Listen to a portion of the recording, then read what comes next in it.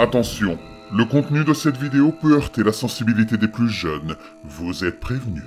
N'ayez pas peur de laisser un pouce bleu, d'activer les notifications et de vous abonner si ce n'est pas déjà fait. Quand voir devient un cauchemar, l'étrange malédiction de Sam. À la mi-juillet 1991, alors que Sam avait 6 ans, il tenait la main de sa mère tandis qu'il marchait pieds nus sur l'asphalte brûlant du parking de la piscine du quartier. Il avait passé son autre bras dans le trou de sa bouée noire gonflable et regardait dans une direction tangentielle au soleil. Quelque chose le tracassait, et ce depuis la fin de l'année scolaire, 1 mois plus tôt. Sam s'était abstenu d'en parler à sa mère, et son père n'était pas vraiment une source de réconfort émotionnel, parce qu'il avait peur qu'elle pense qu'il devenait fou. Le temps semble toujours passer beaucoup plus lentement pour les jeunes que pour les adultes, même dans les moments les plus heureux. Avec ce secret qui pesait sur le cœur de Sam, le mois dernier lui avait semblé une éternité. Il finit par rassembler son courage pour parler. « Maman, j'ai quelque chose à te dire. » Elle le regarda, un sourire bienveillant mais inquiet se dessinant sur son visage. Elle savait qu'il était un bon garçon, mais ce n'était généralement pas une bonne façon pour un enfant d'entamer une conversation. « Vas-y, mon chéri. » « Parfois, je vois des choses, comme des insectes qui se tortillent. Je ne pense pas qu'ils soient vraiment là.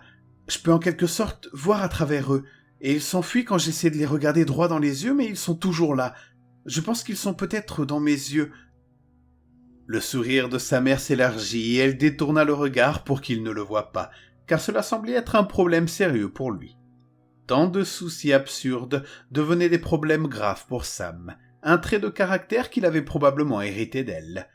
La plupart de ces problèmes relevaient plutôt de la catégorie monstre dans le placard, une bataille qu'elle avait finalement remportée après d'innombrables nuits où il n'avait pas été dévoré par une grue.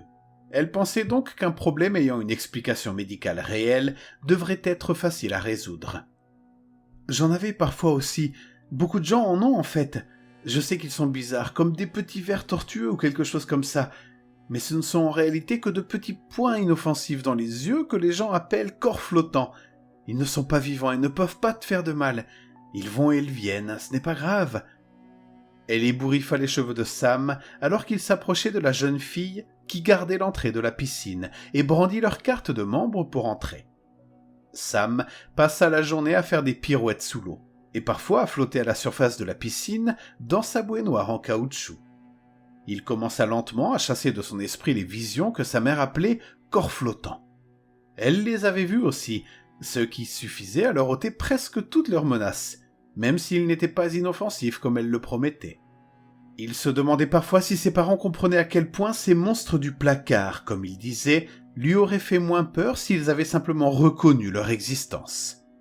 Savoir que l'on est seul face à des horreurs et qu'on est le seul à les voir est encore pire. Si maman voit les vers et dit quand même que tout va bien, alors ça doit être le cas, se dit-il. Il trouvait un peu étrange qu'elle mentionne les vers, mais pas les araignées, ni la façon dont elle crie quand il essaie de s'endormir. Mais il supposait que ça allait de soi.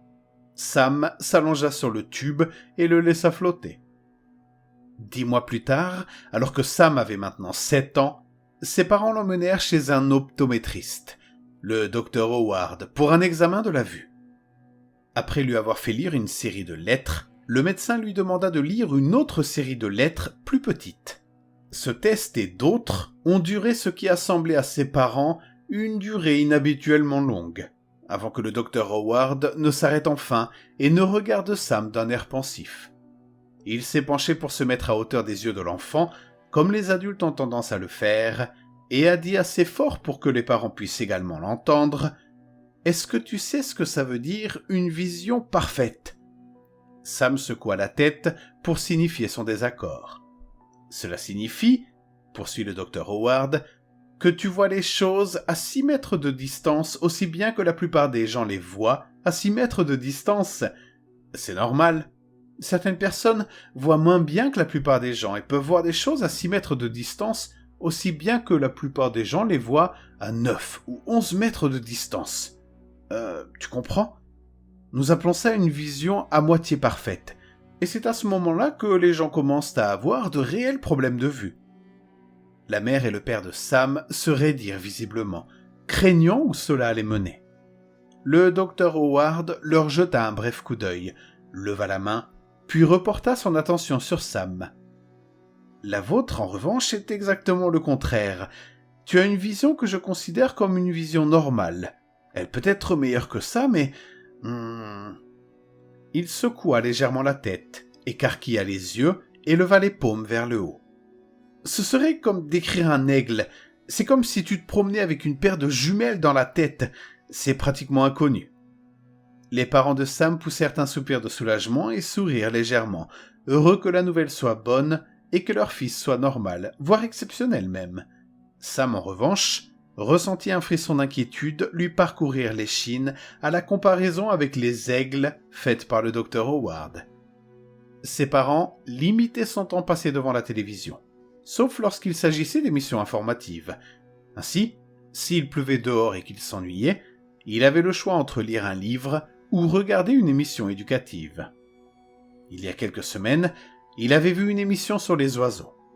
Il avait appris que, contrairement à ce que l'on pensait autrefois, les oiseaux attrapaient les vers non pas grâce à leur ouïe ou à leur capacité à ressentir leurs vibrations, mais grâce à leur vision exceptionnelle. Ils inclinaient la tête pour que leurs yeux soient tournés vers le sol et guettaient les moindres perturbations causées par le passage d'un ver. Ce sentiment de malaise était dû au fait que les vers et les araignées étaient devenus plus nets au cours des 6 ou 7 derniers mois et criaient plus fort que jamais. Le pire était d'entendre le médecin lui dire que sa vue était supérieure à la normale. Au cours des derniers mois, sa vision était devenue laiteuse et trouble à cause des apparitions, ce qui l'inquiétait beaucoup.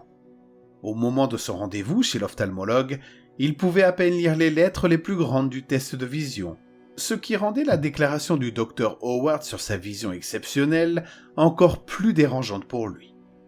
Suivant son intuition, Sam se contentait de répéter les lettres qui lui étaient criées à l'intérieur de ses propres yeux.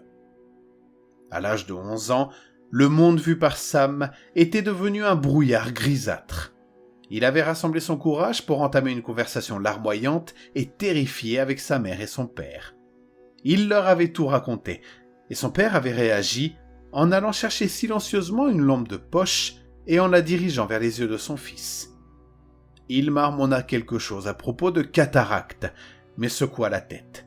Il n'avait rien vu d'autre que les iris bleus vifs de Sam. Les rendez-vous chez le docteur Howard devinrent bimensuels, puis cessèrent finalement. Ils furent remplacés par des visites chez un spécialiste, situé à 2 heures de route, si le trafic était modéré. Le nouveau médecin semblait de plus en plus agité à chaque rendez-vous avec Sam. Sam ne connaissait pas le mot que le spécialiste avait prononcé à contre-cœur devant ses parents. Psychosomatique. Mais il savait qu'après 4 de ces visites, celle-ci avait rapidement pris fin et avait été remplacée par des trajets beaucoup plus courts vers le cabinet d'un médecin d'un tout autre genre. Le cabinet de ce nouveau médecin était équipé d'un long canapé et de nombreux animaux en peluche.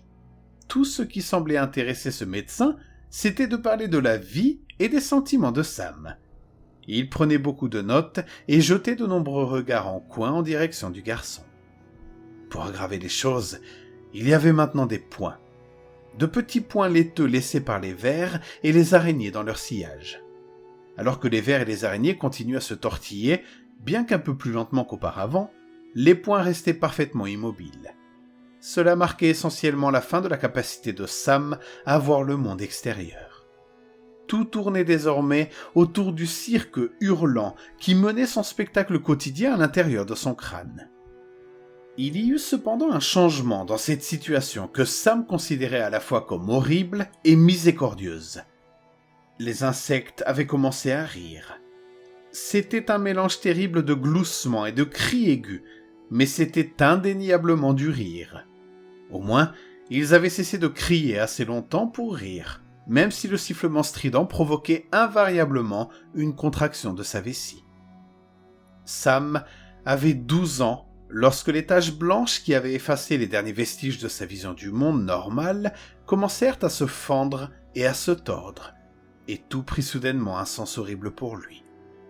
Des œufs. Les insectes avaient pondu des œufs. À cette prise de conscience, les derniers lambeaux de sa santé mentale, qui ne tenaient plus qu'à un fil, se détachèrent et s'envolèrent. Il serra ses doigts contre ses paumes, mais garda les pouces tendus, recourbés vers le haut comme des hameçons émoussés. Il les porta à ses yeux et commença à creuser. Lorsque ses pouces touchèrent ses rétines, il y eut un seul cri lointain, une protestation polie mais sévère. Cela ne dura pas longtemps, une fois qu'il commença à creuser sérieusement. Les cris devinrent incroyablement plus forts qu'ils ne l'avaient jamais été auparavant, ce qui le surprit un instant. C'était comme si les créatures avaient découvert un mégaphone caché quelque part dans son crâne. Il se rendit compte que ce bruit, s'il avait provenu de l'extérieur de sa tête, aurait été assourdissant. La surdité aurait été une bénédiction, car elle aurait simplifié la fin de cette horrible cacophonie orchestrée pour un seul spectateur. Il creusa jusqu'à ce que sa vision laiteuse et grise du monde se transforme en feu, puis finalement en obscurité. Alors que la chaleur coulait sur ses joues et finissait par s'écouler dans un bruit sourd et écœurant sur le plancher en bois de la cuisine de ses parents, Sam tomba à genoux. L'horreur et l'agonie cédèrent la place à un soulagement miséricordieux que la plupart des gens ne connaîtront jamais. La cécité fut une bénédiction, une libération de ce qui l'avait si horriblement opprimé. Là, à genoux, Sam gloussa et passa ses doigts sur ses orbites désormais vides. Son rire se transforma progressivement en cri lorsqu'il commença à sentir une sensation de tortillement remonter du sol, s'élevant le long de son corps avec une rapidité effrayante. Même sans yeux, il pouvait voir l'erreur de ses actes. Le même documentaire qui avait appris à Sam comment les oiseaux chassaient les vers continuait en parlant des poissons rouges communs et comment ils pouvaient aller grandir jusqu'à atteindre le volume de leur aquarium. Une fois libérés de ces globes bien trop petits pour leurs ambitions, les corps flottants, ce que la mère de Sam définissait comme des corps flottants, mais qui étaient pour Sam des insectes, poussèrent des cris de triomphe à travers leurs bouches remplies de la chair sanglante de leur ancien hôte et commencèrent à grandir, grandir et encore grandir.